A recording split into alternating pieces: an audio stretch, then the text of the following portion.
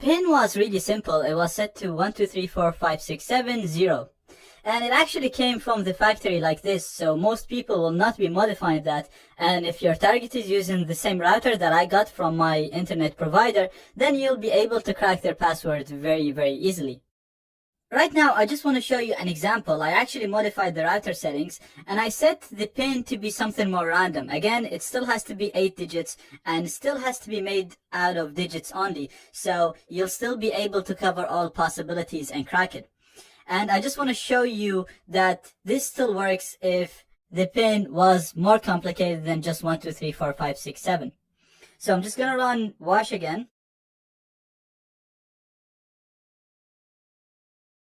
And we can see that I have my target here, the test AP. And I'm just going to run a river against it exactly like I did in the previous lecture. Give it the BSS ID and the channel and my wireless interface.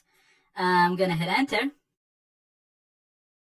And River actually supports pause and resume. So if you were cracking a network and you reached 50%, for example, and then you wanted to stop that attack for some reason, you can just press Ctrl+C at the same time, go do whatever you wanted to do and come back even weeks after and just launch River again against that network, and River will know where it stopped and it will start from 50%, so it's not going to start from scratch.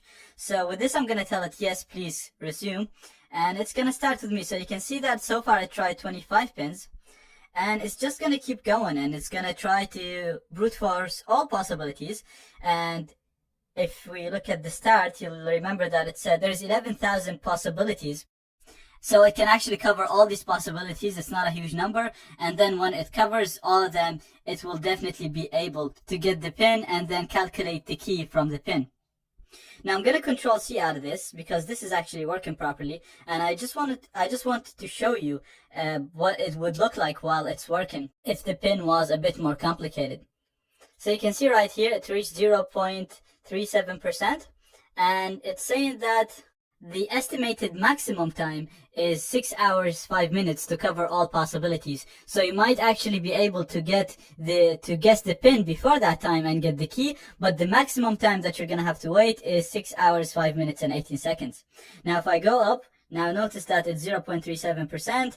If I go up, you'll see that I was at 0.33%. So it's actually working. It's trying the pins, it's going through the pins and trying them one by one individually. So everything is working. All I have to do in this case is just wait for it to guess the pin and then give me the key. Now this router is configured in a way that it's gonna accept failed attempts and it will never lock. So when we run wash, I'm just gonna go and run wash again like I did. You'll see the WPS locked here, and for my test AP, it's still set to no. What this basically means is some routers lock after a number of failed attempts. So when you try to authenticate with them using a wrong pin after 4, 5, 6, however the router is configured, they will lock and they'll stop accepting any requests even if we try the right pin. So the router that I'm trying against right now, the test AP, never locks. Even if I try 1,000 wrong pins, it'll never lock. So that's really handy, and that's why it's very easy to crack. While you're testing, you might face some routers that are configured to lock after a number of failed attempts. And once the router locks, basically you won't be able to do anything, and you'll have to wait for it until it unlocks. Some routers unlock after a minute, some routers lock after 5 minutes, and some routers take days to unlock. So it's not really a good idea to just sit down and wait for the router to unlock. Now my other router, the updated one that's sent from the company, actually does lock after failed attempts. And I'm going to show you now. I'm just going to run River against it, and I'm going to show you how the router looks like if it's locked. So my other router is actually the one that I'm using currently, so it's still named the default name. And it's this one. So I'm going to run River against it again using the same command that we did in the previous lecture. I'm not going to do anything fancy. So it's just going to be, I'm going to clear this first, and then I'm going to do River -B, and it's running on channel 6. And then I'm going to give it my wireless card in monitor mode, hit enter. Sorry, I had to give it after -I. And again, it's asking me if I wanted to continue from the last time. I'm gonna say no to start from scratch. And you can see that it works for a bit, and then it just completely locks. It doesn't really do anything. It just sits down there. Now, if I press Ctrl+C and run wash again,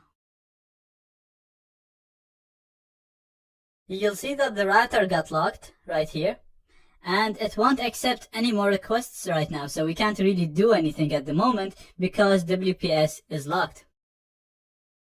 Now, the simplest way to get the router to unlock is to just deauthenticate all the connected computers and keep doing that for a long period of time until the user, one of the users, will just think that there is something happening in the network and just goes in and turn off the router and turn it back on. When they do that, the router will get unlocked and then you'll be able to run Reaver again. So to do that, all you have to do is do an authentication attack like we did before. So you're going to do airplay-ng, deauth. You're going to give it the access point. And you're not going to specify a client because you want it to connect all the clients. And then you're going to give it the card in monitor mode, which is -0. And don't forget to specify a really large number after the deauth. Now, we spoke about this before, and I'm not going to run this attack right now because it actually requires physical interaction of the user to go and restart the router. So again, it's not the best way, but it is a way to get the router to restart.